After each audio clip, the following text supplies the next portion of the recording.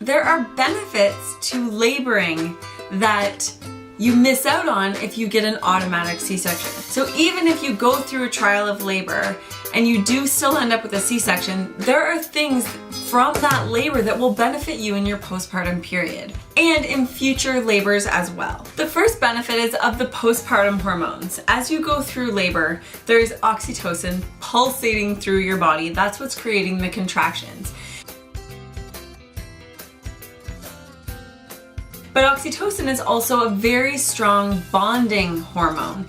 And so the higher your oxytocin levels when you actually first lay eyes on your baby, then the more likely you are to bond and imprint and have that physiological bonding, instinctive, protective response to your baby. The second thing is that it gives you that extra little bit of satisfaction. If you want to have a natural birth and you plan to have a natural birth and then you end up with a C-section, then that can be quite a gap to overcome and to process in the postpartum period.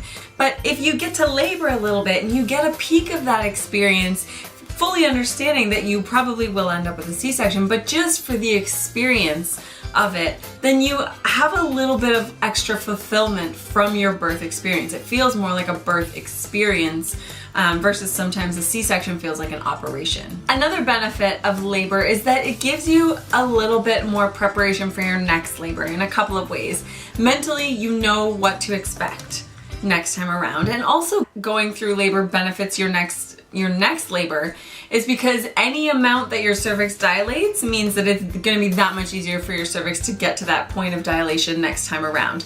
So if you are in labor for 12 hours and your cervix dilates 4 centimeters and then you get a C-section, then next time for your next labor, presumably baby's in the proper position, presumably you have a green light to go ahead with a VBAC, then you're gonna get to 4 centimeters easier because your body's already done it. That's why second, third, fourth births are so much faster, because the body's like, I got this, ain't no thing. Going through contractions, it just makes you feel badass. It makes you feel strong. It makes you feel empowered. And so if you have that kind of growth experience, this enriching experience beforehand, then that helps you a lot as a mom on the other end. And the last benefit is actually for the baby. When you go through a natural labor, the sensations that you're experiencing are simultaneously producing cortisol in your body. And that cortisol is like a shot of adrenaline to help your baby's lungs to do that last little bit of development before they take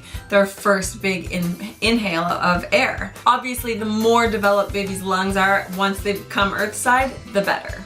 So guys, that's what I wanted to share with you today about the benefits of labor. Even if you might end up with a C-section, these are the reasons that I think that you should consider a trial of labor. These benefits of labor, they help you in your postpartum period, they help you in future births, and they help your baby. So, you know, definitely attempt to labor naturally for some portion of your birth as much as you can, and just accept that the rest is kind of up to whoever you believe in. If you like this style of information and you want to hear more about naturopathic labor preparation, you can sign up for my webinar that is happening this week over at loveyourlabor.com/webinar. Just give me your name and email and I will send you all of the details. If you liked this video, please be sure to actually like it, leave me a comment, tag a pregnant mama friend, or share it on your page. I want you to birth boldly and love your labor.